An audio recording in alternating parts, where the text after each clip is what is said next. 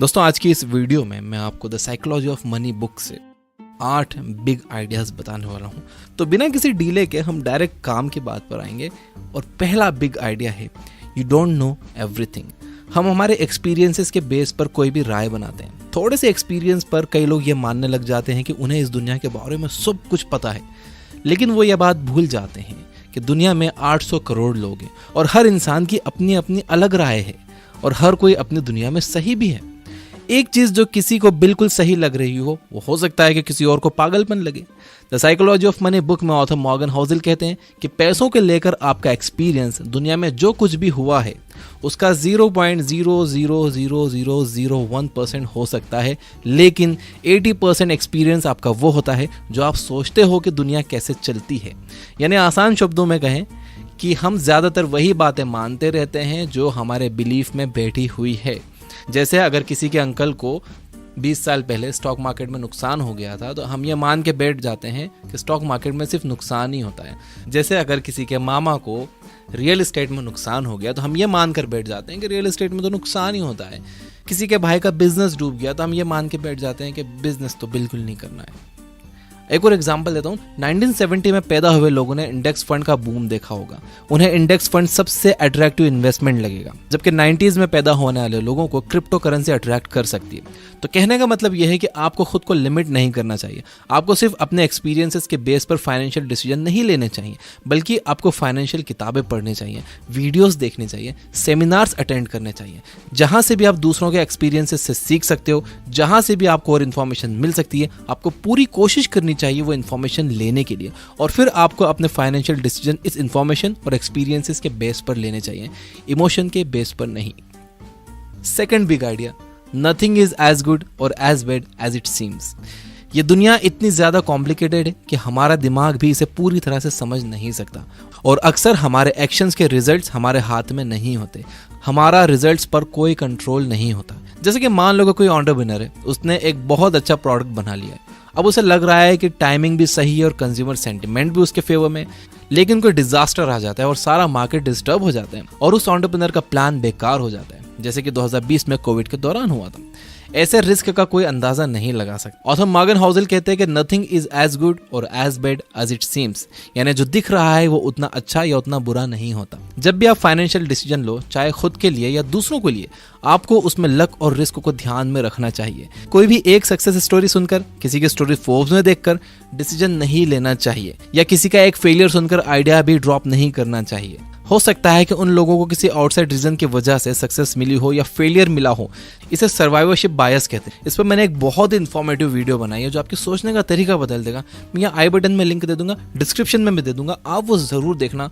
आप इस पूरे टॉपिक को उससे समझ लोगे कि किसी भी एक सक्सेस को देखकर या किसी एक फेलियर को देखकर अपने परमानेंट डिसीजन नहीं लेने चाहिए।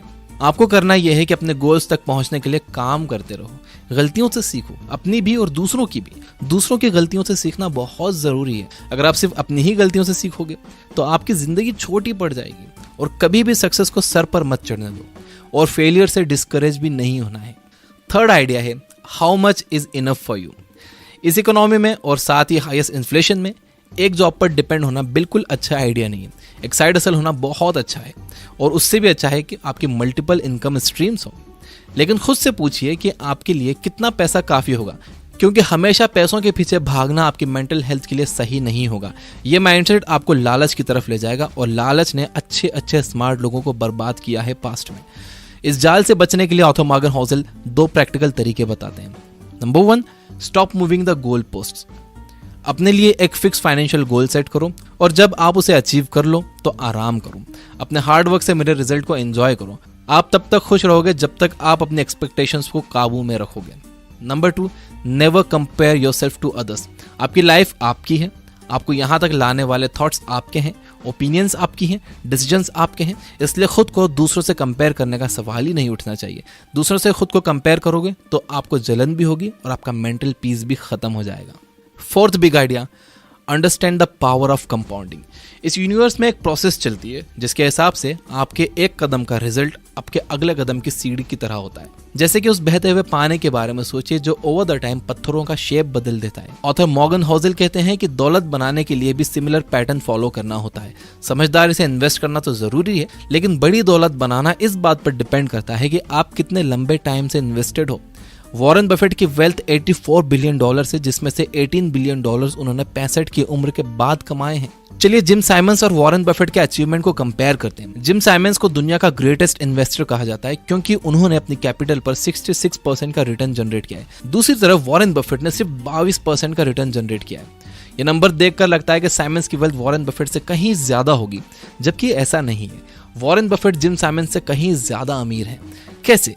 आंसर है कंपाउंडिंग। जैसे साइमंस ने 50 साल की उम्र में इन्वेस्टिंग शुरू की, वहीं वॉरेन बफेट ने 10 साल की उम्र से इन्वेस्टिंग शुरू कर दी थी। छोटे छोटे एफर्ट्स कंसिस्टेंटली लंबे टाइम तक करने से एक्स्ट्रा ऑर्डिनरी रिजल्ट्स मिलते हैं। जेम्स क्लियर ने अपने बुक एटॉमिक हैबिट्स में इस बात को बहुत अच्छे से समझाया है। Fifth big idea, getting rich versus staying rich. Internet और सोशल मीडिया के बढ़ने से एक साइड हसल शुरू करना ज्यादा मुश्किल नहीं रहा है। आप स्टॉक्स में इन्वेस्ट कर सकते हो, क्रिप्टो में इन्वेस्ट कर सकते हो, क्विक प्रॉफिट्स बना सकते हो। ठीक ठाक कैपिटल, नॉलेज और रिस्क लेने की हिम्मत से आप अमीर तो हो सकते हो, लेकिन अमीर बने रहना ये मुश्किल पार्ट है। आप किसी भी बड़े शहर में चले जाओ, रोड्स पर आपको अट्रैक्टिव एड्स दिख जाएंगे, बल्कि आपके फोन में ही pre approved credit card, low cost loan, loyalty points, gift coupon जैसी कस्टमर्स को ललचाने वाली चीजें आपको मिल जाएंगी। देखो आज के टाइम में अगर कमाना आसान हुआ है तो खर्च करना उससे कहीं ज्यादा आसान हो गया है। ऑथर कहते हैं कि अपनी दौलत बचाने का तरीका है आप बहुत सोच समझकर खर्च करो। आपको ये मानकर कभी नहीं चलना चाहिए कि कल जो आपको सक्सेस मिली थी वो आने वाले कल में भी मिलेगी। ज्यादा सेटिस्फाइड नहीं होना है। आपको अपना हर फाइनेंशियल डिसीजन उसी सोच समझ के साथ लेना है, उतनी ही रिसर्च करके लेना है जितना आपने पहला फाइनेंशियल डिसीजन लेते टाइम सोचा था। अगर आप ये वीडियो देख रहे हो तो मैं ये मान सकता हूँ कि आप भी मेरी तरह एक आम इंसान हो जो पूरी कोशिश कर रहा है बेटर फाइनेंशियल डिसीजन लेने की। इस दुनिया का इकोनॉमिक सेटअप कुछ इस तरह का है कि हमारे जैसे आम लोगों के हाथ में ये नहीं होता कि हमारे पैसों के साथ क्या होगा। इन्फ्लेशन जैसे माइक्रो इकोनॉमिक फैक्टर्स डिसाइड करते हैं कि हमारे पैसे की वैल्यू क्या होगी, लेकिन एक चीज जो हम लोग कंट्रोल कर सकते हैं वो है खर्चा। पैसे बचाना एक कला है और पैसा बचता है किफायतशारी से। और यहाँ कंफ्यूज नहीं होना है, किफायतशारी और कंजूसी में बहुत फर्क है। अगर मैं आसान शब्दों में इन दोनों के बीच का फर्क बताऊं तो वो ये है, किफायतशारी का मतलब है पैसा वेस्ट करने की इच्छा का ना होना, और कंजूसी का मतलब है कि सिरे से पैसा खर्च करने की ही इच्छा ना होना। अब इसके लिए आपको अपने नीड्स और वांट्स में फर्क समझना बहुत जरूरी है। एक नीड वो है जो जिंदगी जीने के लिए जरूरी है, जो आपके काम के लिए जरूरी है, और वांट वो है कि किसी भी चीज से आप अट्रैक्ट हो रहे हो कि यार ये चाहिए ही मुझे, ये चीज कितनी कूल है, जबकि आपको पता है कि आपको उस चीज की जरूरत नहीं है। तो नीड और वांट में अगर आप फर्क करना सीख गए तो कोई भी चीज खरीदने से पहले आपने अगर उसे नीड और वांट के तराजू पर तोल लिया तो आप पैसे बचा लोगे। Big idea number 6, law of large numbers. Law of large numbers एक एक्सपेरिमेंट को कई बार रिपीट करने से मिले रिजल्ट्स को प्रिडिक्ट करता है। यानी अगर आप एक एक्सपेरिमेंट बार बार करोगे तो आपके सक्सेसफुल होने के चांसेस भी बढ़ जाएंगे। एज एन एंटरप्रेन्योर आप अपने काम में भी law of large numbers apply कर सकते हो। 10x बड़ा सोचो, 10x ज्यादा मेहनत करो। मैसिव एक्शंस ही आपको मैसिव रिवॉर्ड्स दिलाते हैं। अगर आपके गोल्स 10 गुना बड़े हुए और आप उन्हें पूरी तरह से अचीव भी नहीं कर पाए तो भी आप जीत जाओगे। ये बात कही है ग्रांट कार्डोन ने अपनी बुक द 10x रूल्स में। Law of large numbers investment में डाइवर्सिफिकेशन के साथ भी परफेक्टली काम करता है। अगर आपका लार्ज पोर्टफोलियो है तो आप किसी एक स्टॉक पर डिपेंड नहीं रहोगे, उसमें भी आपके जीतने के चांसेस बढ़ जाएंगे, बशर्ते कि आपके पोर्टफोलियो में ठीक ठाक नंबर्स में कंपनियां अच्छा परफॉर्म कर रही हों। ऑथर कहते हैं कि आप हाफ ऑफ द टाइम गलत हो सकते हो, फिर भी अच्छा रिटर्न बना सकते हो। यही बात मेरे साथ इन्वेस्टमेंट में सच हुई है। मेरे स्टॉक पोर्टफोलियो में 14 स्टॉक्स हैं, जिसमें से 7 लॉस में चल रहे हैं, और जो बाकी के 7 हैं जो प्रॉफिट में चल रहे हैं, उन्होंने मेरे ओवरऑल इन्वेस्टमेंट का, मेरे ओवरऑल कैपिटल का 40% रिटर्न दिया है। एंड 40% रिटर्न बहुत बड़ी चीज है। तो आपको पैसा कमाने के लिए परफेक्ट होने की जरूरत नहीं है। आधा टाइम आप गलत होकर भी अच्छा पैसा कमा सकते हो। Big idea number 7, be time rich. आपको क्या लगता है ज्यादा पैसा कमाने का अल्टीमेट बेनिफिट क्या है? क्या यह फेम है या कुछ भी खरीद सकने की पावर है? ऑथर मॉर्गन होज़ल कहते हैं कि पैसा का ग्रेटेस्ट डिविडेंड है आपका अपने टाइम पर कंट्रोल होना। कई स्टडीज ने यह बात साबित की है कि जो लोग खुद को खुश मानते हैं उनके पास टाइम की फ्रीडम होती है। वो लोग अपनी मर्जी से कहीं भी आ जा सकते हैं, कोई भी काम कर सकते हैं। वो किसी एक चीज से बंधे हुए नहीं होते कि यहाँ रोज 8 घंटे देना ही है। एंड इसलिए पैसा जरूरी है। पैसा होने का मतलब है कि आपके पास लाइफ में ऑप्शंस होंगे। इसका मतलब है कि आपको एक टॉक्सिक वर्क प्लेस में जबरदस्ती बैठना नहीं पड़ेगा। इसका मतलब है कि जब आप अच्छा फील नहीं कर रहे तब भी आपको खुद को काम पर जाने के लिए फोर्स नहीं करना पड़ेगा। ऑथर कहते हैं कि हाईएस्ट फॉर्म ऑफ वेल्थ ये एबिलिटी है कि आप रोज सुबह उठकर ये कह सको कि आज मैं जो चाहूं वो कर सकता हूं। तो सबसे पहले आपका गोल होना चाहिए एक इमरजेंसी फंड बनाने का, यानी इतना पैसा जमा कर लो कि अगर 6 महीने तक आप कोई भी काम ना करो तब भी आप आसानी से सरवाइव कर सको। जब आपके पास ये फंड तैयार हो जाए उसके बाद आप अपने नेक्स्ट स्टेप के बारे में सोचो। उसके बाद आप सोचो कि आपको जॉब छोड़कर कुछ करना है नहीं करना है, उसके बाद आप रिस्क लो। पहले इमरजेंसी फंड बनाना बहुत ज़रूरी है। अल्टीमेटली आपका गोल आपके अर्निंग को अपनी लाइफ के साथ जोड़ने का होना चाहिए, यानी एक ऐसी लाइफ जिसमें आपका अपने टाइम पर कंट्रोल हो। यानी आपका गोल होना चाहिए इस तरह से पैसा कमाने का कि जिसमें आपका अपने टाइम पर कंट्रोल हो, यानी आपको अपने काम में पूरे टाइम नहीं लगा रहना पड़े, आपको काम करने रोज नहीं जाना पड़े। याद रखिए कि सिर्फ बेशुमार पैसा कमाना काफ़ी नहीं है, आपके पास उसके रिटर्न्स एंजॉय करने के लिए टाइम भी होना चाहिए। बिग आइडिया नंबर 8, ये आइडिया मैंने अपने पर्सनल चैनल पर भी थोड़े दिन पहले बताया था। Luxury is normal. आपने सड़क पर कई बार कोई शानदार स्पोर्ट्स कार देखी होगी। अब जरा आप ये याद करने की कोशिश करो कि उस कार को जो इंसान चला रहा था क्या वो आपको याद है। 99% चांसेस है कि आपको बस अपना एक्साइटमेंट याद होगा कि आप उस कार को देखकर कितने एक्साइटेड हुए थे, लेकिन उस कार को कौन चला रहा था ये आपको बिल्कुल याद नहीं होगा। Luxury items definitely eye catching होते हैं और यही उनका पर्पस भी होता है। ऑथर कहते हैं कि आप अपने लग्जरी आइटम से जितने इंप्रेस होते हो उतना और कोई इंप्रेस नहीं होता। ऑथर कहते हैं कि आपको लगता है कि लोग आपका लग्जरी आइटम देखकर आपसे इंप्रेस हो रहे हैं, जबकि आपसे इंप्रेस कोई नहीं होता। डे टू डे लाइफ में आपको एक कार की जरूरत होती है, सिर्फ किस लिए? पॉइंट ए से पॉइंट बी जाने के लिए। एक नॉर्मल कार भी आपको पॉइंट ए से पॉइंट बी ले जाएगी और एक फेरारी भी सेम काम करेगी। फर्क यह है कि फेरारी के लिए बहुत ज्यादा पैसा लगता है और उसे मेंटेन करने के लिए और भी ज्यादा पैसा लगता है। सारे स्टेटस सिंबल सेम होते हैं, टेम्पटिंग होते हैं, बट अल्टीमेटली पॉइंटलेस होते हैं। आपको ये बात याद रखना होगी कि लग्जरी आइटम्स एक्चुअल में लाइबिलिटीज हैं, एसेट्स नहीं। ये चीजें आपकी जेब से पैसा निकालती हैं, डालती नहीं है। ऑथर कहते हैं कि गरीब होने का सबसे आसान तरीका है कि अमीर होने का दिखावा किया जाए।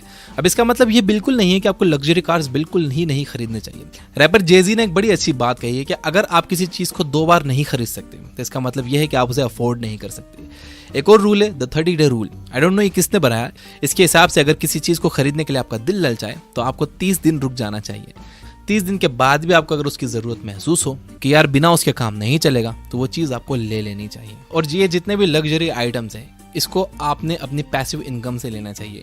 आपको अपनी एक्टिव इनकम लगाना चाहिए काम पर, यानी कि आप उन पैसों से आपको और पैसा बनाना चाहिए और जो पैसा उससे बन रहा है आपको उनसे अपने ये खिलौने खरीदने चाहिए। आपको कभी भी अपनी एक्टिव इनकम इन चीज़ों में नहीं लगाना चाहिए और आपको हमेशा ये चीज़ें अपने बिजनेस अकाउंट से खरीदनी चाहिए ताकि आपको इस पर डेप्रिसिएशन मिले। आपका टैक्स बचता है इससे।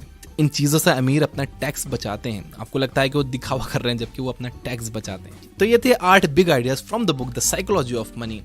अगर मैं इसे रिपीट करूं तो नंबर 1 है यू डोंट नो एवरीथिंग। आप ये मानकर मत चलो कि आप सब कुछ जानते हो, आप बस वही जानते हो जो आपके बिलीफ में बैठा हुआ है। इसलिए ज़्यादा से ज़्यादा लोगों से सीखो और उनके एक्सपीरियंसेस और अपने एक्सपीरियंसेस, उनकी गलती और अपनी गलती, ये सब ध्यान में रखकर फिर अपने फाइनेंशियल डिसीजन लो। नंबर 2 है nothing is as good as bad as it seems. यानी जो जितना अच्छा दिखता है, जितना बुरा दिखता है वो वैसा होता नहीं है। किसी की एक सक्सेस स्टोरी सुनकर या किसी का फेलियर सुनकर वो काम करने मत लग जाओ या वो आइडिया ड्रॉप मत कर दो। सर्वाइवरशिप बायस को समझो, लिंक डिस्क्रिप्शन में है उस वीडियो का। नंबर 3 है how much is enough for you. देखो ये डिसाइड कर लो कि आपके लिए कितना काफ़ी है। अगर आप बिना गोल बनाए पैसों के पीछे भागे ही जाओगे तो आपके मन में बहुत लालच आ जाएगा। कहते हैं ना लालच की माँ गला कटाती है। नंबर 4 है understand the power of compounding. Compounding के पावर को समझो। देखो ज़्यादा रिटर्न बनाने से ज़्यादा ज़रूरी ये है कि आप कितने लंबे टाइम तक इन्वेस्टेड हो। तो जितनी जल्दी हो सके आपको अपनी इन्वेस्टिंग जर्नी शुरू कर देनी चाहिए। भले ही 500 रुपये से एक SIP आप शुरू कर दो किसी भी एक अच्छे म्यूचुअल फंड में देखभाल के। नंबर 5 था getting rich versus staying rich. बड़ा अच्छा पॉइंट है। अमीर बनना तो ठीक है, आप बन गए, लेकिन अमीर बने रहना ये बड़ा मुश्किल पार्ट है। कुछ लोगों की इतनी इनकम नहीं होती लेकिन वो लोन पर ये फ्लैशी चीज़ें, लग्जरी चीज़ें खरीद कर समझते हैं कि वो अमीर हैं, जबकि वो अमीर होने का दिखावा करते हैं और यही गरीब होने का सबसे आसान तरीका है। तो getting rich versus staying rich में आप फ़र्क समझिए। नंबर 6 था लॉ ऑफ लार्ज नंबर्स। आप जितनी ज़्यादा बार किसी काम को करोगे उतने ज़्यादा चांसेस आपके बन जाएंगे अच्छे रिजल्ट्स प्रोड्यूस करने के। जैसे कि मैं जितनी कंसिस्टेंटली जितनी ज़्यादा वीडियोस अपलोड करूँगा तो चांसेस मैं अपने बढ़ा लूँगा कोई भी वीडियो वायरल होने के। अगर मैं करूँगा ही नहीं तो कोई वीडियो चलेगी कैसे? करता रहूँगा तो चांसेस बढ़ जाएंगे वीडियोस चलने के। नंबर 7 था बी टाइम रिच। पैसा कमाने का अल्टीमेट बेनिफिट है आपके पास टाइम का होना। पैसा आपको अपने टाइम पर कंट्रोल देता है और जिन लोगों का टाइम पर कंट्रोल होता है वो ज़्यादा खुश रहते हैं।